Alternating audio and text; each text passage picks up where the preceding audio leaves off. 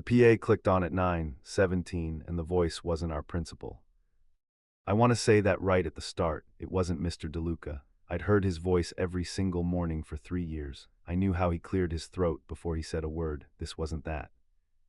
My name is Joel. I was a junior at Harwick Consolidated High School, rural central Pennsylvania, about 12 miles south of Interstate 80 off a county road called Slab Hollow.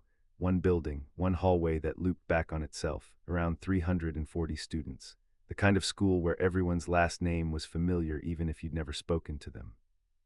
It was a Tuesday in late October, third period, AP History, Mr. Carver's room. I was in my usual seat, second row from the back, near the windows that faced the parking lot. That's the setup, here's where it breaks. The PA clicked on at 9:17. The voice said, "Attention staff and students, we are initiating a code blue. Please follow protocol immediately." Code blue. I looked at my friend Danny across the aisle. He looked back at me the same way. We didn't have a code blue. Harwick used code red for lockdowns. Everyone knew that. We drilled it in September. Red for lockdown, yellow for shelter in place, green for all clear. There was no code blue. That code wasn't ours. Mr. Carver had already moved to the door. He locked it, our door locked from the inside, a small thing I was grateful for later, and pulled down the shade on the narrow window beside it. He did it fast. He didn't say anything to us first. "Lights," he said quietly. He hit the switch. The room dropped into gray. 22 students went still. I want to be honest about what I was thinking at that point. I was thinking it was a drill, a badly run drill with the wrong code word. Districts mess up. Substitutes fill in on the PA. Maybe someone had a script from another county. I was reaching for the normal explanation because the normal explanation is almost always right. Then I saw the car. The parking lot faced the front of the building. Faculty lot on the left, visitor spaces on the right. There was a white Dodge Ram parked diagonally across two visitor spaces. Not pulled in, angled in, like the driver came in fast and stopped without caring about the lines. No plates on the back. I could see that clearly from where I was crouched near the window just before Carver waved us away. I couldn't see the front. A kid named Marcus leaned over and whispered that his mom had texted him. She'd seen something on Facebook, a post from another parent saying there was a man walking the perimeter of the school. I asked Marcus when she'd sent it. He showed me the phone, 9:09, 8 minutes before the PA clicked on. Mr. Carver told us to get away from the windows. His voice was level. He was a big man, former Army, and he used that tone that doesn't invite questions. We moved. I ended up in the back corner with 6 other kids, crouched between the filing cabinets and the rear wall.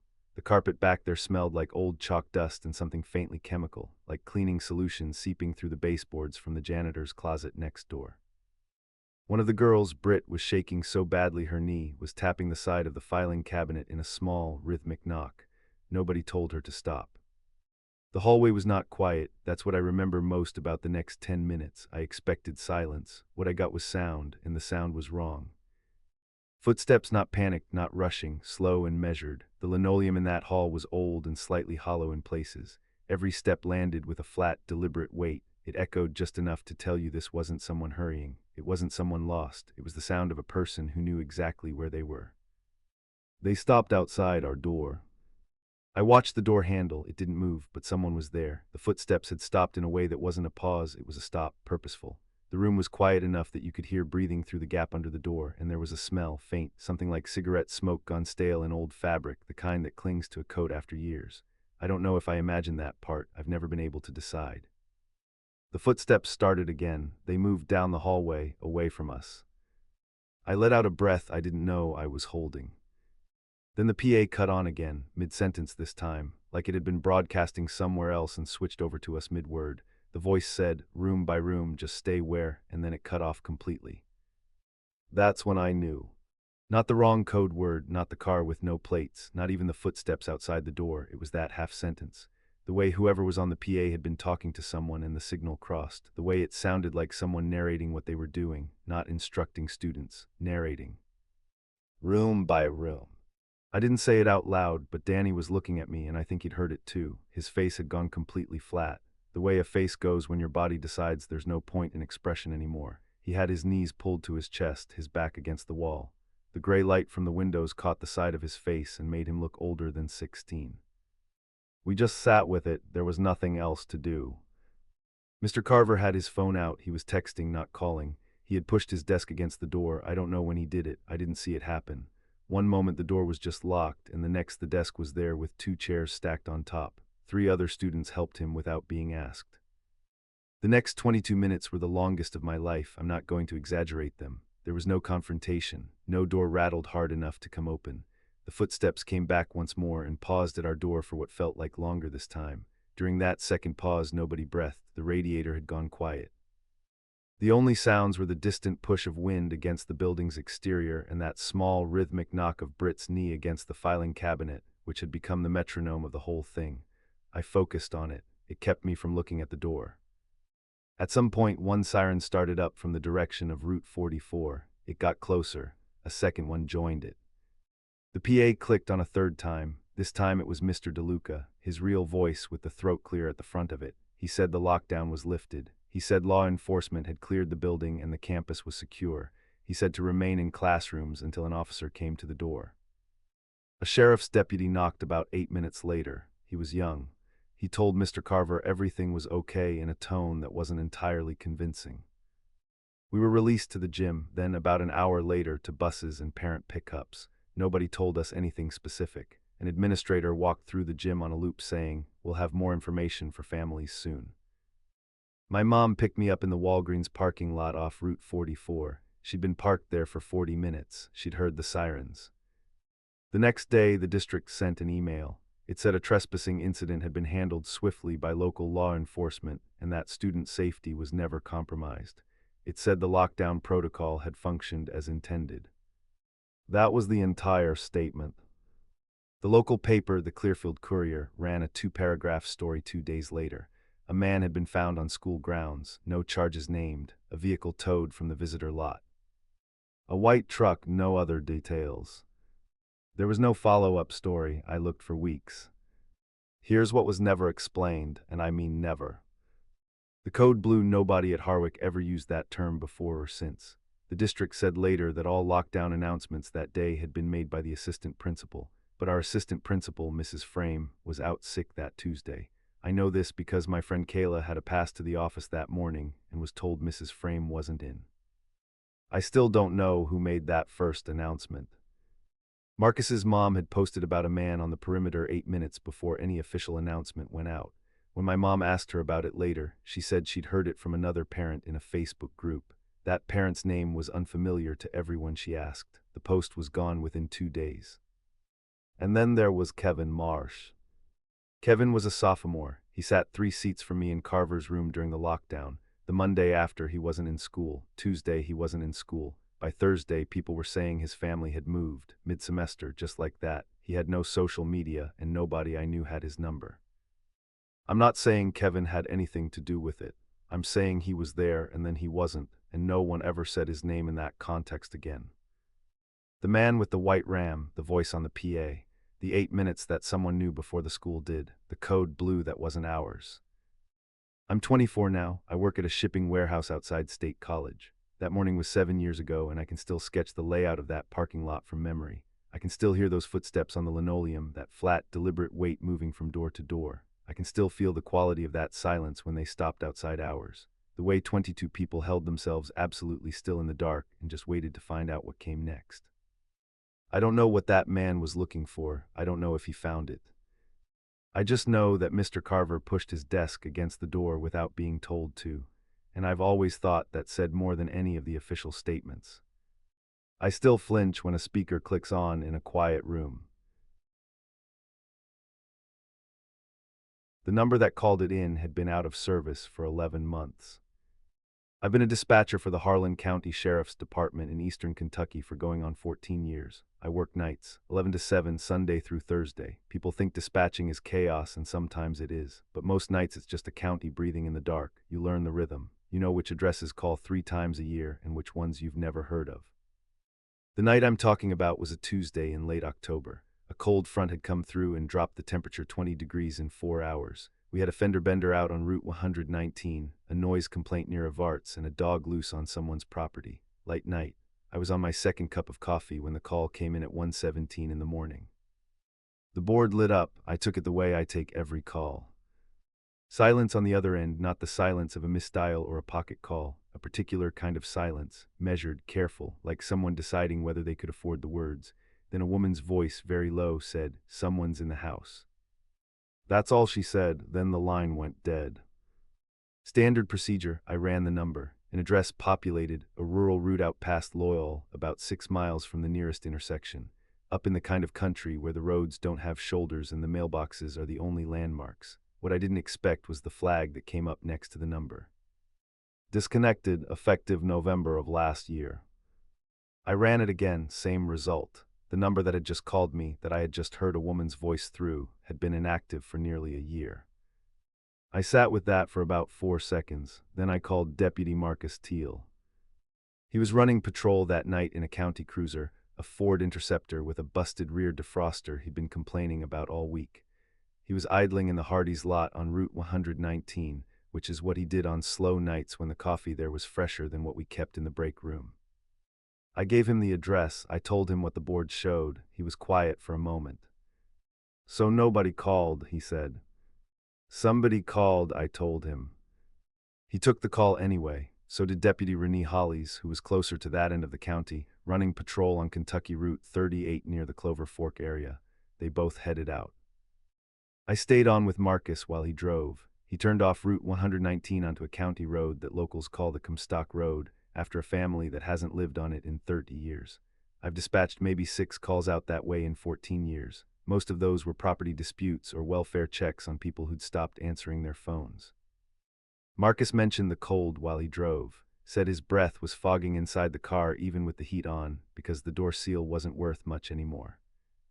He found the house about 9 minutes in.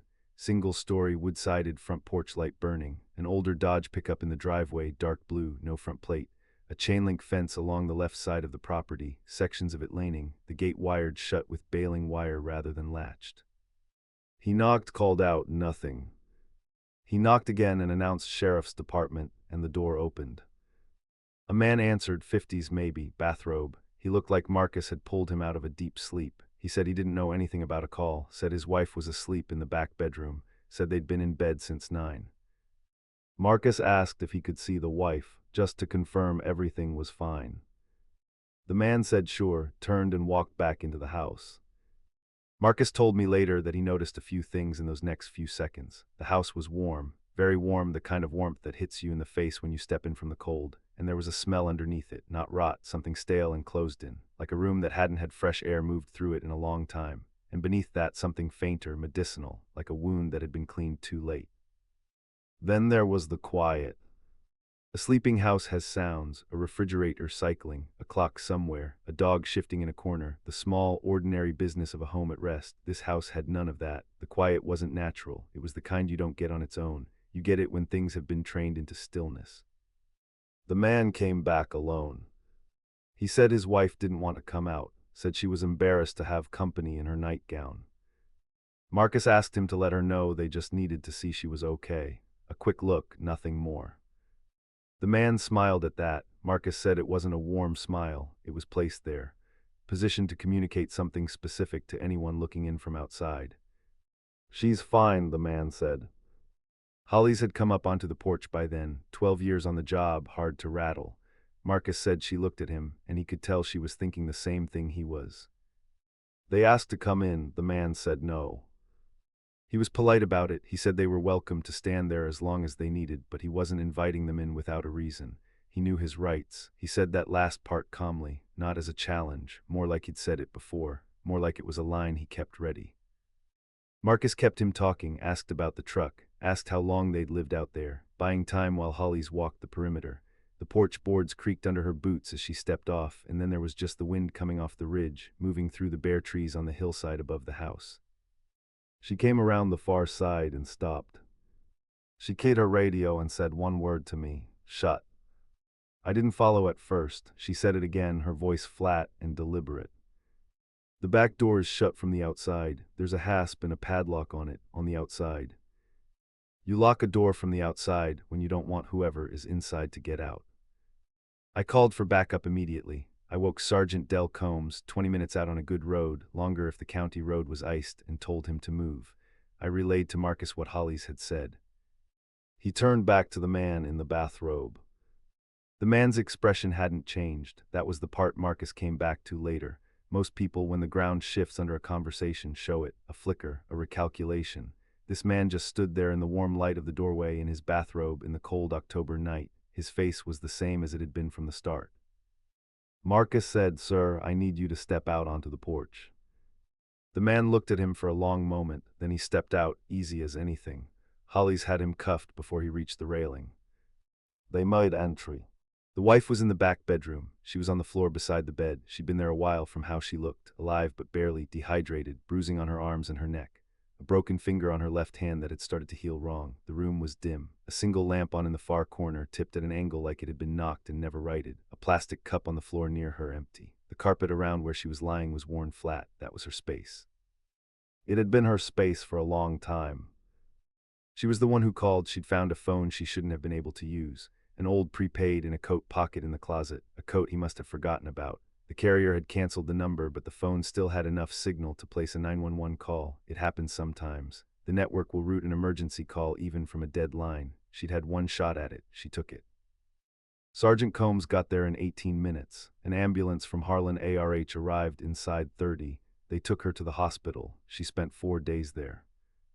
The man's name was Gerald. I won't use his last name. He'd been keeping her like that off and on for 2 years. He'd gotten good at the explanation. Family problems. She doesn't like visitors. She isn't well. All the things neighbors accept because they don't want to get involved, and because houses out there are far enough apart that what happens inside one of them can stay inside for a long time. He was convicted the following spring. Aggravated assault, unlawful imprisonment, second-degree assault. He got 12 years. She testified, "I thought about that, what that took. The detail that stays with me isn't the call that shouldn't have connected. It isn't the padlock on the outside of the door, though that image doesn't leave easily. It's how quiet the house was." Marcus said it was the quiet that made him stay on that porch longer than he normally would have. A house that quiet, with people supposedly sleeping inside, felt less like a home and more like a held breath. He kept waiting for something ordinary to break through, a television in another room, a floorboard settling, the small sound of someone turning over in bed. Nothing came, and the longer nothing came, the louder that absence got. I think about that when the board lights up now. There are calls where the address is wrong, where the timeline somebody gives you has gaps you could drive a truck through. Most of the time there's an explanation, miscommunication, bad information, someone who doesn't know how to describe what they're seeing. But sometimes the thing that doesn't add up is the thing that matters most. The phone carrier had no explanation for how the call connected. Their tech team looked at it. They wrote it up as an anomaly. I wrote it up as the reason she's alive. There are calls you don't shake. That was one of mine. When the second guy got in the back seat, the rider hadn't said a word. I'd been driving for Lyft about 18 months at that point. Mostly weekends, mostly nights. My name's Derek. I drove a 2019 Chevy Equinox, kept it clean, kept it stocked with phone chargers and gum. I had a 4.87 rating. I was good at this. It was a Saturday in November, somewhere around 1 in the morning. I was working the south side of Columbus, Ohio. The ping came in after I'd just dropped off a bachelorette group near the short north. 3.2 miles. That's not nothing for that hour. I accepted it. The pickup name on the app was Marcus, 4-star rating, which I normally think twice about, but it was a slow night and I needed the money. I pulled up to the address on Parsons Avenue. A guy came out of an apartment building right away. Mid-30s, dark jacket, face down at his phone. Got in the back seat without looking up. "Marcus," he said, "yeah," without looking up. The destination loaded on my GPS, 22 minutes southeast of the city.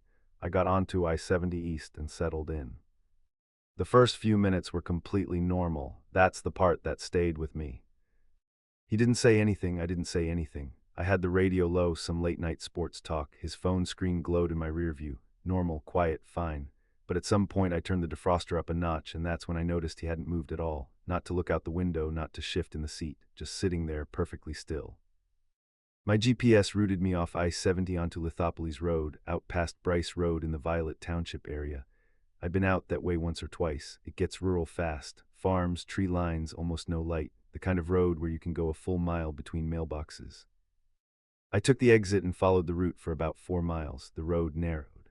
My headlights were doing all the work. Whatever moon there was had gone behind cloud cover, and the fields on both sides disappeared into black. No porch lights, no barn lights, nothing. The temperature on my dashboard read 31 degrees. I could see frost crystals catching in the headlights along the gravel shoulders. Then the GPS said I'd arrived. I slowed down and looked around. There was no house, there was no business. There was a gravel pull-off on the right side of the road, a fence line running into the dark, and a rusted gate with a chain looped through it. Not locked, just looped. A hand-painted number on a wooden post, 4412. Nothing else, nothing that matched any structure in any direction. I stopped the car. This is showing me a field. He looked up for the first time. Yeah, just pull in there, off the road. I didn't pull in. I put the car in park right there on Lithopolis Road with my hazards on. I can't drop you in a field, man. Is there an actual address? He looked at his phone. Just go up a little more. I didn't move. Who are we meeting out here? He didn't answer. He just looked out the window to the right, toward the trees. That was the first thing that felt wrong. Not what he said, what he didn't say. I was about to ask again when the rear door opened. I hadn't heard anyone approach. No headlights on the road, no shape in my mirrors, no footsteps on the gravel. The night outside was completely silent except for my engine idling and the rhythmic clicking of my hazards, but someone opened the rear door on the driver's side and got in. The new guy was bigger, heavier jacket, dark canvas with the collar turned up. He smelled like cold air and cigarette smoke, the kind that soaks into fabric over years. He settled in like he'd been expected. He didn't say a word to me, didn't introduce himself, just pulled the door shut with a sound that felt very final. The car dipped slightly with his weight. Marcus said nothing, didn't acknowledge him, didn't say here he is or this is my buddy. Nothing normal people say when a second person gets in the car. He just kept looking at his phone, or pretending to. My hazards were still clicking. Nobody was talking. Out in that field, something shifted in the dark, a sound like a branch settling, and then silence again. I said, I need this person added to the ride or I can't continue. Marcus said, he's fine, just go. Go where? This is the destination. Keep going down the road, another mile. My stomach dropped, not fast, slow, the kind where your body figures it out before your brain catches up. I looked in the rear view. The second guy was watching me, not looking around, not on his phone, watching me in the mirror. His face was flat and still, no expression I could read, which was somehow worse than if he'd looked angry. He was patient, like he had all the time he needed. His hands were in his lap. I couldn't see what was in them. Then Marcus's phone rang. He answered without saying hello, just listened. After a few seconds he said, yeah, we're here, we're good. He hung up. I knew then I didn't know exactly what was happening or what they wanted, but I knew it was bad. The setup was too deliberate. That location was pre-selected, that chain gate, that painted number on the post meant for someone to recognize. The second guy appearing out of nowhere on a frost-quiet road where I would have heard him coming if there was any normal explanation. The phone call, no words on the other end, just confirmation. It wasn't random. It wasn't opportunistic. Someone had put thought into this. I had about 3 seconds to decide. I put the car in drive, not slowly. I pulled back onto Lithopolis Road and went the way I'd come, fast. Marcus said, hey, wrong way. I didn't answer. I hit my phone on the dashboard mount and ended the Lyft ride. The app asked me to rate the passenger. I ignored it. What are you doing? Stop the car. I didn't stop the car. I got back on I-70 West doing 65 miles an hour. The orange glow of the highway lights felt like something I could breathe again. The second guy said something low. I couldn't make it out. I didn't look back. Then Marcus put his hand on the back of my headrest, not on my shoulder, just the headrest. That's how close he was. Pull over. I said, I'm dropping you at the Flying J off Bryce Road. You can call another ride from there. He didn't say anything for a moment, then he sat back. I don't know why that worked. Maybe the truck stopped being public and lit and busy at 1 in the morning meant something to them. Maybe they waited and decided I wasn't worth the trouble with witnesses around. Maybe naming a specific place, a real place with semis and security cameras and people buying coffee made it clear I wasn't panicking, that I had a plan, that I wasn't going to make a mistake they could use. I don't know. I just kept driving. I pulled into the Flying J off Bryce Road 4 minutes later. The lot was bright, a couple of semis idling, a woman walking to her car with coffee. I put it in park right in front of the entrance under the lights. This is as far as I go, I said. They got out. Neither of them said anything. They didn't slam the door. They just walked off toward the road, away from the entrance, back into the dark beyond the lot's edge. I watched them in my mirrors until they were out of the light. I sat in that Flying J parking lot for probably 20 minutes. I called Lyft support. I told them everything, the location, the account name, the second passenger, the phone call. The person on the other end took my information and said someone would follow up, said I'd done the right thing pulling over somewhere safe. Then they asked if I wanted to continue driving. I said no. I went home. The follow-up email came 2 days later. It was a form. It said my report had been noted, that the account had been flagged for review. It didn't say what that meant. It didn't tell me anything else. What it also didn't say, what I found out a week later on a Columbus rideshare driver forum, was that 2 other drivers had reported the same account that same month. Same name Marcus, same pattern, late-night request, rural destination southeast of the city, a second person appearing at the drop-off location. One of those drivers had pulled over at a gas station earlier in the ride. The other had complied with the route change. That second driver didn't post about what happened when he got to where they were going. He just posted that he quit driving. The police did take my dashcam footage. I had a Vantruin 2 Pro running that whole night, both forward and cabin views. They were polite about it, said they'd be in touch. As far as I know, nothing came of it. I still think about what the plan was. Out on Lithopolis Road at 1 in the morning with the fields dark on both sides and nobody around for miles. A pull-off point someone had already scouted, that chain gate, that hand-painted number on the post. A phone call confirming everything was in position. 31 degrees outside and not a light on the horizon in any direction. Whatever they needed that location for, they'd chosen it carefully. I've thought about it a lot. I drive for Lyft still. I told myself I'd stop, but I need the income, and I'm careful now in ways I wasn't before. I check the back seat before I get in the car. I keep the child locks disabled. You can set them from the driver panel so rear doors always open from the inside. I don't accept 4-star rides after midnight anymore.